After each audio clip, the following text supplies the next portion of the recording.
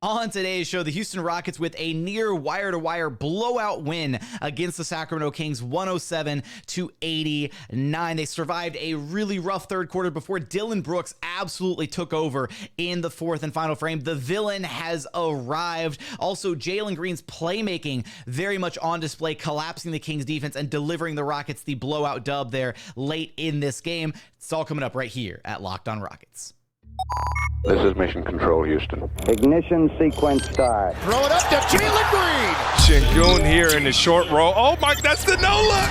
Jabari for three and the win. Yeah! Look at Tari, Eason. Here comes Tari. No! T-minus 15 seconds. Guidance is internal. The Houston Rockets select Thompson and Cam Whitmore.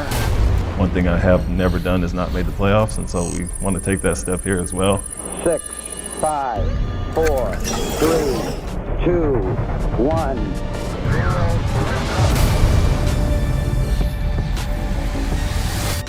What's up and welcome to another edition of Locked On Rockets, your daily podcast home for everything Houston Rockets basketball. As always, I'm your host, Jackson Gatlin, native Houstonian and credentialed media member. I'm also the host of Locked On NBA Mondays. Be sure to follow along on Twitter at JT Gatlin. The show, of course, at Locked On Rockets, free and available wherever you listen to your podcasts. Now, today's episode is brought to you by Game Time. Download the Game Time app, create an account, and use code Locked On NBA for $20 off your first purchase. And as always, thank you so much for making Locked On Rockets part of your day every single day. Thank you for being an everydayer, whether it's on the way to work, on your lunch break, in the gym. Thank you for making Locked On Rockets part of your day every single day.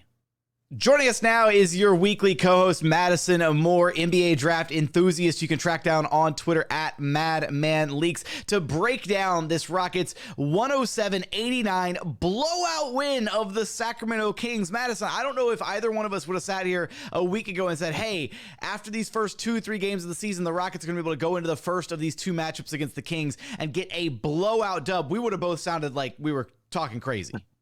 Yeah, the Rockets are definitely getting better, and this was a very, very encouraging win, and I think they're starting to build on something that can really be special, and I love the way this team is going right now. Absolutely. I mean, and look, this was not quite a wire-to-wire victory technically because the Kings did come back there in that third quarter when the offensive drought set in for both teams, actually, and they took the lead for a brief second, but the Rockets basically controlled this game from the jump, and I really loved the kind of intensity that they came out with early on in this game. They knew that they were going to have to match the Kings' physicality, and post-game, we wound up all cycling the same question, me and the other reporters, because Ime mentioned during his post-game interview that he had them going through some old-school rebounding drills. And so then each one of us, Michael Shapiro, Cody Davis, and then myself, each took turns asking Jabari, then Fred, then Dillon what old-school rebounding meant, and basically just learn, the fundamentals, getting physical, being early to your spots, boxing out, all that stuff. And it really felt like the Rockets matched the Kings' physicality really well in this game. Sabonis still had 15 rebounds. He was feasting, but it wasn't easy rebounds. I think they were matching him. They were bodying him. Especially Jabari at times, when he was on switches with Sabonis. It's an easy matchup for Sabonis, but Jabari was still trying his best, right? Not trying to give up any ground on some of these, post-ups and box-outs. Yeah, I mean, remember the first three games, I think a theme of why the Rockets were struggling was toughness, was being more physical, and especially our younger guys really adjusting to becoming tougher players and the toughness that it takes to win games. And, it's really nice to see Udoka identifying areas of needs and going in and addressing them and making points of emphasis. And to me, the box out drills is just a refresher of things that you already know, and just to put the emphasis in the minds of our guys, showing them that the rebound stats, showing them what's a weakness of this team, and going and being intentional about addressing it. We know that he was very intentional about addressing fast break defense before the season began, and now we're one of the best fast break defending teams in league. And so now it seems like, okay, we can take that off the list. We've seemed to have addressed this, and now we're going to physicality and rebounding because this is one of our weaknesses. And so let's shine a light on that and really address it. And I think we are really beginning to see what a great coach can do for a team, how they can prepare players, how they can address the things that we see on the court,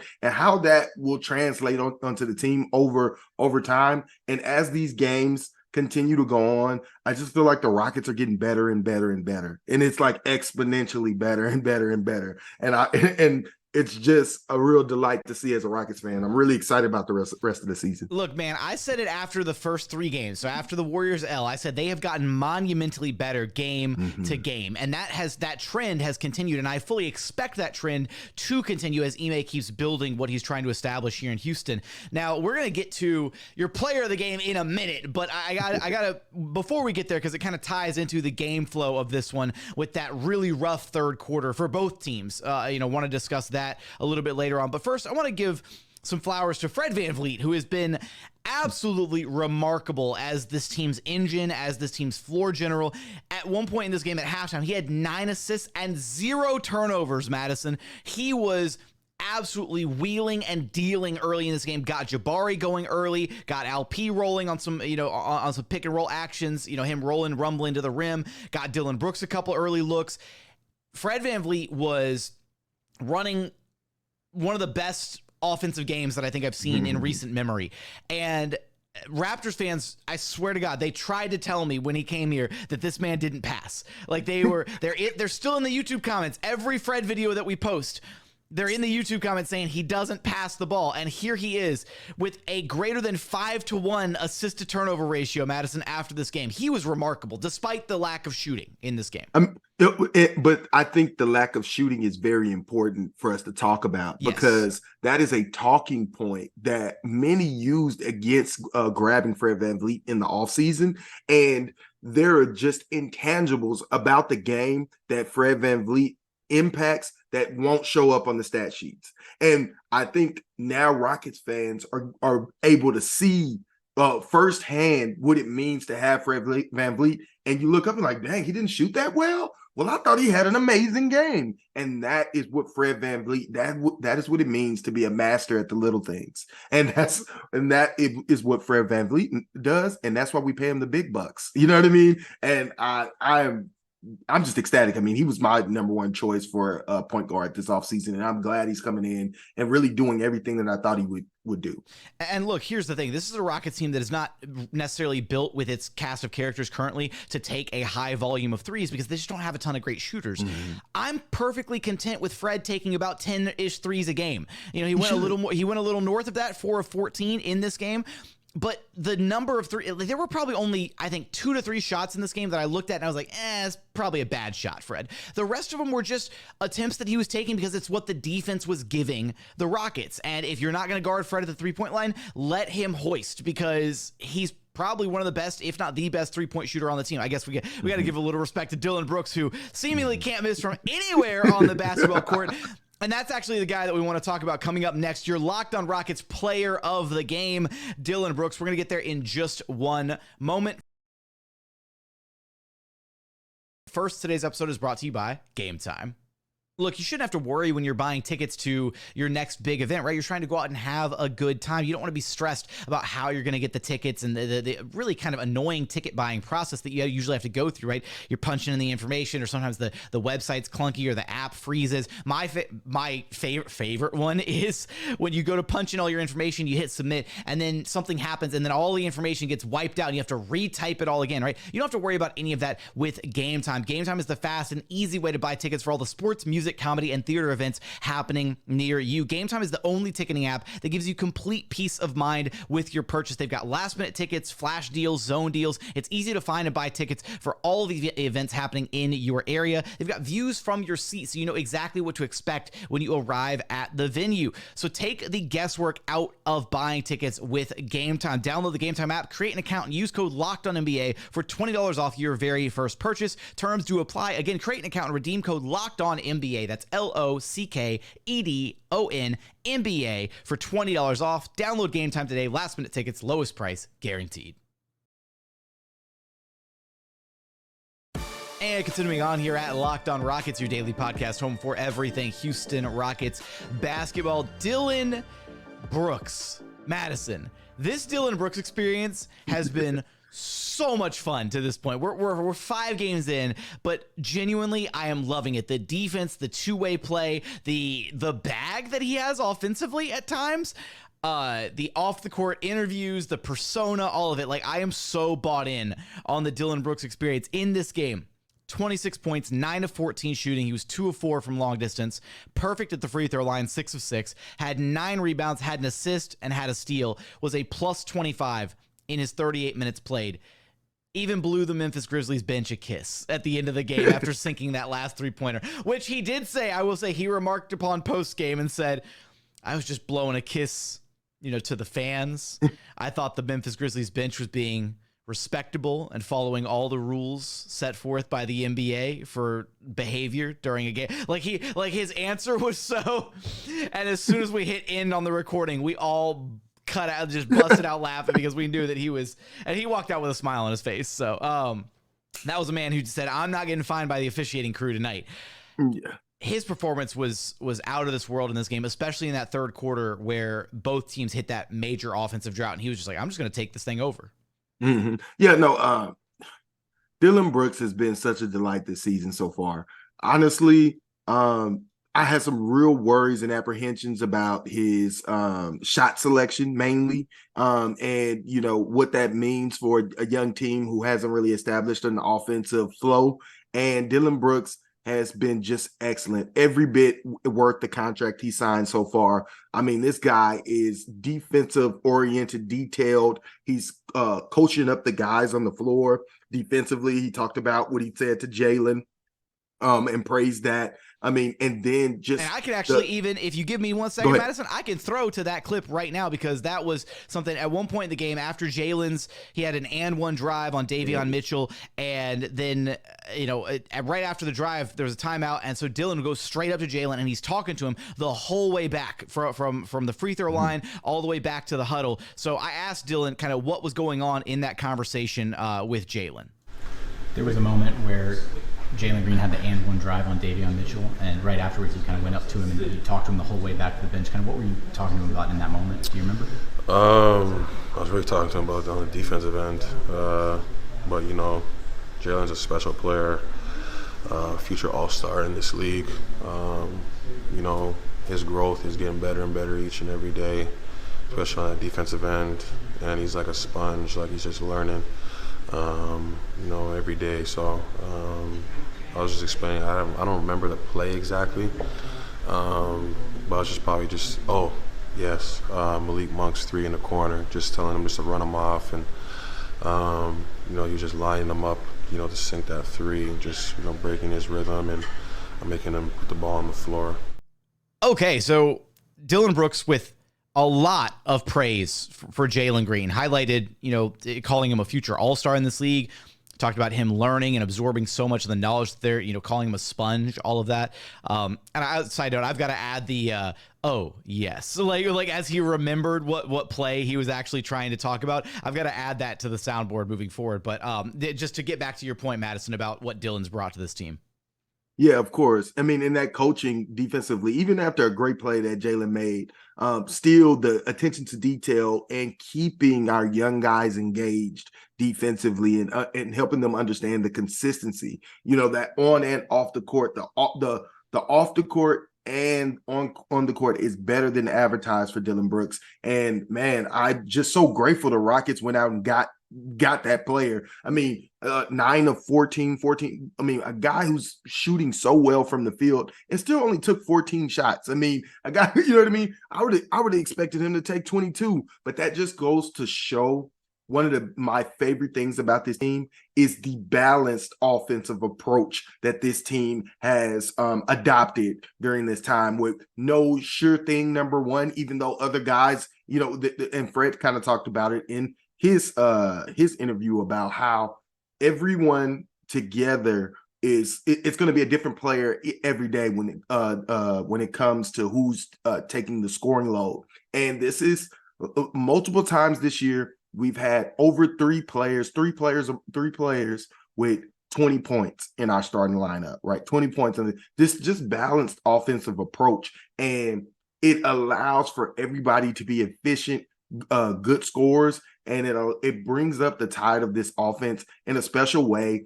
And it is so different from how the Rockets of old used to play. And it's such a refreshing way to give all these young players and the vets their opportunities to effectively affect this game and make sure that they're not overrun offensively, where they can give effort defensively as well. As you see, Dillon Brooks and Fred VanVleet are also elite defenders. You know, through 5 games, the Rockets have had 3 now different leading scorers across each of the 5 games. Sengun was the high in points for the first 2. Then Jalen Green took the scoring brunt in the next 2. And now Dillon Brooks, the high point man here in the 5th game. And like you said, Madison, there have been a lot of games where the Rockets starters, 3, 4, sometimes all 5, are right there on the cusp of scoring 20 points each. And it very much feels like that balanced scoring approach where, yeah, every night there's going to be 1 or 2 of those guys that really has it locked in, and then they're good to go. It might even vary quarter by quarter. Ime talked about that in his postgame, saying, hey, Jabari held us down early in that first quarter. And then, Dillon Brooks is the one who brought it home with 14 points and that assist that he had in the fourth quarter of play. So, and that coming off the heels of that ridiculous third quarter where the Rockets scored 12 points and the Kings only scored 15. So the Rockets left that quarter -3, but they did a hell of a job defensively in that quarter. And that's the thing that this team can rely on, is when the offense dries up for this team, they can rely on their defense. They can rely on their fundamentals, their rebounding, all that to get them through some of those rough stretches. That's why I'm so excited that this team has now adopted this defensive personality, because there's still some games where they can kind of turn it on offensively. We saw it last game against the Hornets. We saw it this game against the Kings. There's going to be games where their guys just have it going offensively, where like Fred can't miss or Jalen's cooking or whatever. But if they can still rely on their defensive principles when the going gets tough, that's what's going to make this team a good basketball squad this year. Yeah, of course. I mean, I'm so excited about how this team has constructed their offense right now. And, probably the most consistent player outside of Dillon Brooks has been Alperen Sengun, but it's just the ability that now we're getting to see all of the players on this team have an opportunity to show what they can do. As you talked about Jabari Smith in the first half of this game, that is the Jabari Smith that we were talking about in our town hall of the ultimate release valve. And that's what he did in that first half. And it carried us and built that big lead that we had in the beginning of the game. And the Rockets really never looked back. Even through the hard stretches, they were able to lean onto that defense. So, yeah, this is a great Rockets team right now. And we can't talk about defense without shedding, giving some praise to, first off, Jabari had that one defensive stop where JaVale McGee was rolling to the rim, and he met JaVale at the apex. JaVale had the ball in his hands from the lob pass, and Jabari met him right at the top and denied him at the rim. What a hell of a block from Jabari. And then I want to give credit to Jae'Sean Tate off the Rockets bench as well for his defensive impact in this game. Not only his defensive impact, he was 3 of 3 from downtown, Madison. He is a certified sniper. Boom. Another one. Just all night, Jae'Sean Tate wasn't missing, and he had like a stretch in that first quarter of his first 6 minutes of play where he forced 3 turnovers in less than 5 or 6 minutes.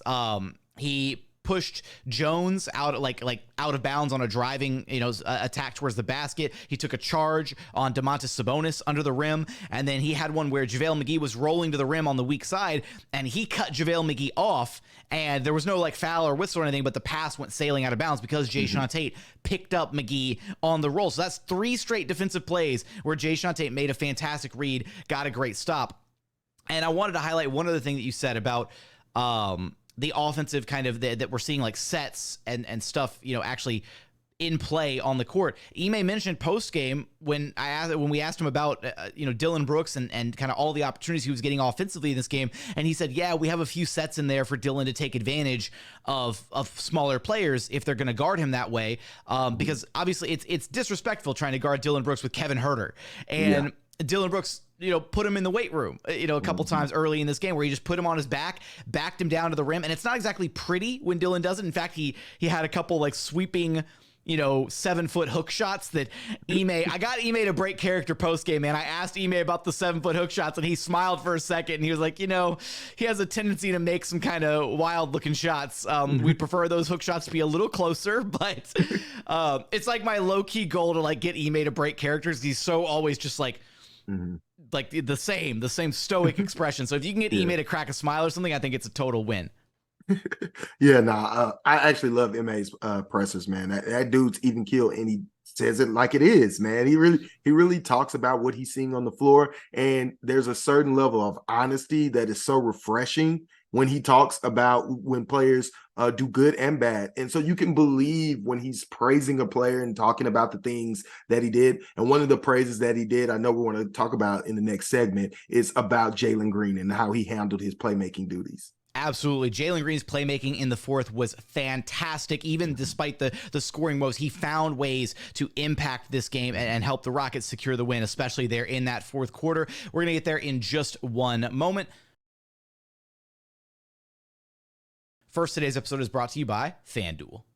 Score early this NFL season with FanDuel, America's #1 sportsbook, because right now, new customers get $150 in bonus bets with any winning $5 moneyline bet. That's $150 if your team wins, and all you have to do is wager $5. If you've been thinking about joining FanDuel, there is no better time to get in on the action. The app is so easy to use. They've got a wide range of betting options. In fact, right now, we can take a look at the betting favorites for Super Bowl 58. You got the Eagles and Chiefs at plus 500, the 49ers at plus 600 to win it all. The Cowboys are plus 1,000, also the Miami Dolphins, and then right behind them, the Buffalo Bills at plus 1,100 to win it all this year. They've also got spreads, player props, over under, so much more. So go check them out, FanDuel.com/lockedon to get started this NFL season. FanDuel, official partner of the NFL.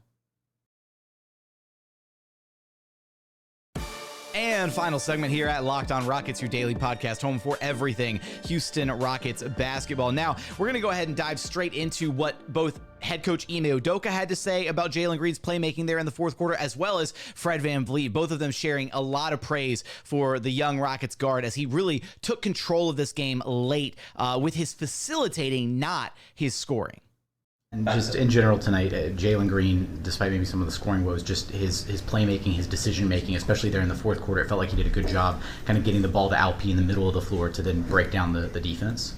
Yeah, and I told him, be patient and just let make the right read. He was kind of predetermined, coming off aggressive or looking to pass every time. And I was like, let the game tell you what's going to happen. Let their pickup point and how high the big is or whether Alp gets below him. You got to make that read. And so didn't have it going great to a great extent offensively, but made the right plays, and obviously you get in the paint to Alperen and collapses everything, and he led to the kick-out three. So kudos to him for sticking to it and not getting over anxious when he wasn't scoring as much. I thought he was outstanding. I know the box score probably doesn't show. I know he's pissed off about missing the free throws, but I thought he made a lot of great reads tonight. I mean, really, he made every play there late off the pick and roll and kind of baiting the double teams and throwing it to Alperen and letting somebody else make the play. So it's a little more advanced than what the average eye can see, but he's really coming along and making great reads for us, and he just got to continue to stick with that even when it's not showing great numbers on the stat sheet.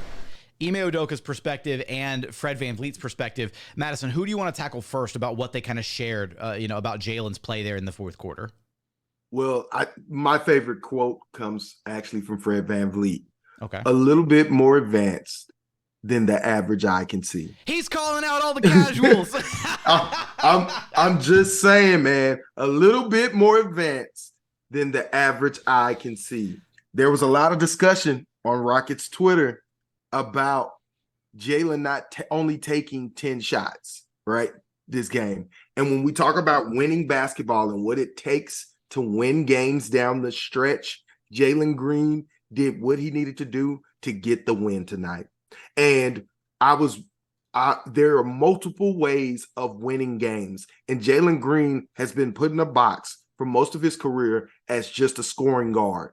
And this type of development, the sacrifice of him knowing that he hasn't taken a lot of shots this games, he doesn't really have the numbers, but to still sacrifice and make the correct reads and show that level of improvement was very, very encouraging to see from Jalen Green, especially one of the things that he struggled with and why he hasn't had the ball in crunch time most this season is turnovers. It's not making the right plays when guys overload and forcing the issue. And today we saw Jalen Green grow from that. And from that growth, once he makes enough of those plays throughout the entire span of a game, then teams won't be double teaming him and overloading, and then you'll get to see him close games with his offense as well. This is chess, not checkers. Ooh, I like that. I love that delivery. I mean, look, it's, it's going to open up the rest of his game, and it won't just open it up in the fourth quarter, at the end of games. It'll open up the game to where he is able to do some more things, right? Where defenders aren't just going to exclusively treat him as a scorer. They're going to have to worry about, okay, well, we have to worry about Jalen as a scorer, but we also can't let him have free roam to, facilitate for his teammates. And that's exactly what he did there in that fourth quarter. 4 assists, 0 turnovers, ran a lot of great sets down the line, got the Rockets offense rolling, collapsing the defense with those passes to Alp in the middle or just kickouts for open shots. Some really impressive play from Jalen Green in this one. And I do still think there's something to be said about the shot attempts, not in the sense of like, yeah, Jalen could have tried to take over this game and he should have had 20, 25 attempts and, he might have shot the Rockets out of this game, whatever. I like the way that he found a way to impact this game, which was with his playmaking. Exactly. But I will say his lower shot volume total this season is not a result of like Fred VanVleet or Dillon Brooks taking too many shot attempts or the Rockets not designing enough actions for him. Some of this is just on Jalen, because some of it is just a level of like aggression even earlier in this game before he realized that he could take over the game with his playmaking late in that fourth quarter because they were loading up on him so much. Part of it's just like he struggles against some really elite defenders sometimes, and Davion Mitchell was giving him the work at times in this game where he couldn't shake free, right? He'd be trying to shake free for an open pass on the perimeter and just couldn't get away from him. It was like a shadow draped all over him. So those are the things that he's gonna have to grow and learn from, especially against some of these elite perimeter defenders. Yeah, so for me, Jalen still has a lot to learn about being physical offensively, how to use his physicality to get open, how to use it. And I know he doesn't have a lot of, girth or, you know what I mean? He's not a bigger guy. Relax, man, relax. This is a family show. But yeah, no, I'm just saying though, he doesn't have the mass that he needs to knock guys off their spots. But we've seen him do it before, like the and one play against Davion Mitchell that we were talking about a little bit earlier. I think Jalen has to get back to stop, and this goes into my biggest issue with Jalen this season is his finishing in the paint, which I thought he was also struggled this game. He had good looks at the rim that he just could not finish, and it's because he's of trying to avoid contact at the rim. He's trying to beat guys to the rim instead of, once you create your advantage, you keep them on your hip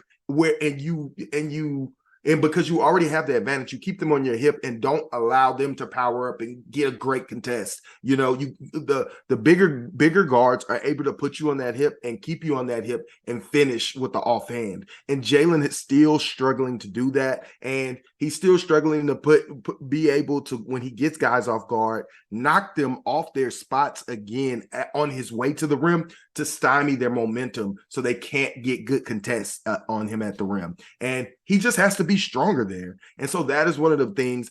The shot selection, I mean, to me, yes, he probably could have got a couple more shots in, but the flow of the game was such that it didn't require him to do that. I like him to be a bit more aggressive in the bench minutes, because the bench really needs his offensive punch and needs him to be more secure with the ball in his hands, not turn the ball over, those type things. And he has to finish at the rim. And if he can take all those things and start to put together more complete games, we'll begin to see the all-star level Jalen Green that we all want to see in the future. 100%. One of the things that he did kind of improve on last season, I thought, was the playmaking took another step forward last year. And then also his ability to draw free throws, because he stopped shying away from the contact as the season went on. Near the end of last season, he was really good at driving to the rim and just absorbing that contact and trying to finish through it, which is what led to him and the increased free throw rate and all that to wrap up last season. Even in this game, though, he got seven trips to the line, but he was only 2 of 7. So there's just, if you're going to have an offensive night, if you're going to struggle, you got to be able to find a way to manufacture offense. And for the superstars in this league, they know how to get themselves going, get to the free throw line, force the referee to blow the whistle, and then get themselves going, get the points on the board. That way, manufacture some offense. So need to see Jalen be able to take advantage of those opportunities, but also generate more of those opportunities as well, especially on games where his shot's just not falling. On that note, I just want to bring up I I missed so much, Madison, having a floor general on this team that understands how to take advantage of the bonus, because there was a play late in this game. I want to say it was maybe late fourth quarter, third quarter. It was at some point in the second half where the Rockets were in the bonus, and Fred draws a foul from like 75 feet away from the rim just by like driving and like really like, getting into his defender to force the ref to blow the whistle. And I was like, oh my God, I missed this, like taking advantage, like high IQ basketball where you just take advantage of a situation like that on the floor. It reminded me of Chris Paul, because he did all those things. Yeah, man. And that's something I think that should rub off on Jalen as well. I mean, we got kind of in the bonus in the first quarter when Jalen got a couple more free throws, and unfortunately he wasn't able to convert. But it just shows like, hey, nobody can stay in front of Jalen at all, like with his speed. And he can really force the issue to get a lot of easy calls and easy chances at the line by just forcing the issue with his speed and bumping into guys while they're off balance and getting to the line and getting some of those easy buckets. So I hope he picks up one of those tricks of the trade from Fred as well. We didn't spend enough time in this episode highlighting Alperen Sengun, unfortunately, but I really did think his matchup with Domantas Sabonis. I mean, Sabonis is a lot to handle. Ime talked about you got to bring your hard hat and lunch pail to handle him down low. He still finished the game with 15 rebounds. Sabonis did, that is. But I thought Alp did a phenomenal job down low, trying to box out, making sure that they weren't giving him easy rebounds, that he was really having to fight for stuff. They did a much better job gang rebounding in this game, so the Rockets actually won the rebounding battle 53-43 in this one, despite the fact that Sabonis had his 15 boards. The Rockets did a really good job of making sure that nobody else was getting rebounds, right? Throwing bodies on people, making sure that they sent 3, 4, 5 guys to the defensive glass to close out these possessions strong. And man, when you look at the damage that they did defensively in this game, it wasn't just like the Kings got cold from the floor in the third quarter. It's the Rockets really locked in defensively. They were glued to their guys. Keegan Murray, 3 of 12 shooting, only 7 points in this game. Davion Mitchell, 3 of 7 shooting, only 7 points. Kevin Huerter, 2 of 8 shooting, only 4 points. Realistically, I mean, even Malik Monk, 6 of 13, 18 points. That's a kind of a quiet night for him. And then the Rockets struggle with JaVale McGee. The size off the bench. JaVale had 12 points in 15 minutes of run. He secured 6 rebounds and took a 3-pointer at one point, Madison. Like, what the hell does JaVale think he's doing out there? I don't know what they got.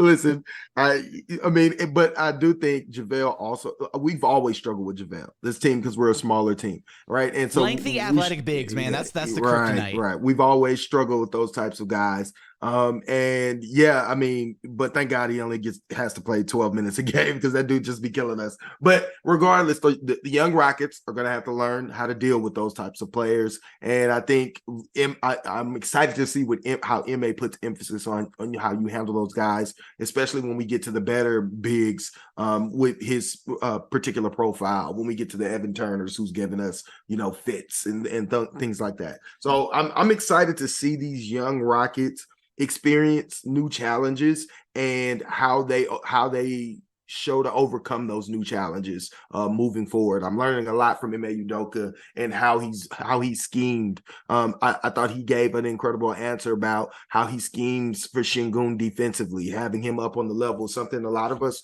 wanted to see last year. But, Sengun's been, to me, honestly, great defensively all year so far. I think he's, as much as we've talked about defensive lapses, they have been mainly with perimeter play or, between the young guys, Jabari and Jalen. But Alperen Sengun's name has not come up in those situations yet this year. And he's been consistent, and we're finally starting to see that great offensive b-ball IQ translate defensively, where he's in his spots where he needs to be. And I thought he had another great all-around game, just all-around solid game from Alperen Sengun. And he's become that type of play is expected now, where we're hoping, okay, we hope Jalen and Jabari perform like we know they can. We kind of begin to just expect it of Sengun, and that just goes to show the level of player he's reached already this far. Alpi, that trio of VanVleet, Dillon Brooks, and Alpi, they're the kind of the concrete foundation for this Rockets team and their consistent play. That trio, plus 27 for Alpi, plus 25 for Brooks, plus 20 I apologize. Plus 26 for Jalen Green. I was reading the numbers wrong, but but still, the point still stands. Fred, Dillon, Alpi. That's the trio of consistency that has been kind of the pillar for this Rockets team this season. All right, Madison. Before we wrap this thing up, favorite play from this game. Go. I got mine. I got mine. If you want me to go. Okay. So I got one that's kind of sneaky. The Jabari Smith handoff play where Ime Udoka ran a play for Jabari Smith to get a handoff, getting down here where he finished high over the high off the glass blocker. Oh yes, it was for me, it was my favorite play because it shows something that we haven't really seen from Jabari this year, and we also got to see, because Jabari had it going this year, Ime Udoka throwing some on-ball sets in for him to see what he could do, and it was just the type of stuff that kind of glimpses us into the future of what his potential really could be. So for me, that's what I'll go with. I gotta go with the Dillon blowing the kiss after the three, right? The sidestep three in the corner. So Fred hits him with the kick out pass. Dillon hits the little sidestep three in the corner, blows the kiss, and Toyota Center went wild after that one. And that was basically that was the good night play at that point. It was still about 3 minutes left in the game, but it felt like that was the a little Mario Elie kiss of death-esque, if you will, against the Kings. I almost said, I don't know why I get Kings and Grizzlies mixed up in my head. You kind of said Grizzlies earlier, but we know it's the Kings. It was a weird thing. Anyways, whatever. It's early on a Sunday morning. It's all good. On that note, Madison, let everybody know where they can track you down at. Yeah, man. Come interact with me on Twitter or X at Madman Leaks, man. Love to talk Rockets ball. That's going to do it for another edition of Locked On Rockets. As always, thank you so much for checking out the show. If you haven't done so yet, please consider subscribing wherever you listen to your podcasts, or on YouTube. Just search Locked On Rockets. And also a very quick shout out to Isaac, Hector, and Mel that I met at Truck Yard Saturday night after the Rockets game in downtown, beating the Kings. It was a ton of fun chatting with you guys, talking a little Rockets ball. Again, it's really cool when I see fans of the show out and about. I love saying hi. I love being able to talk a little bit with you guys and get to know and see you guys. So it's a very cool experience. So appreciate you guys for tuning into the show. But as always, thank you so much for watching. Thank you so much for listening. And we look forward to having you back right here at Locked On Rockets, your daily podcast home for everything Houston Rockets basketball.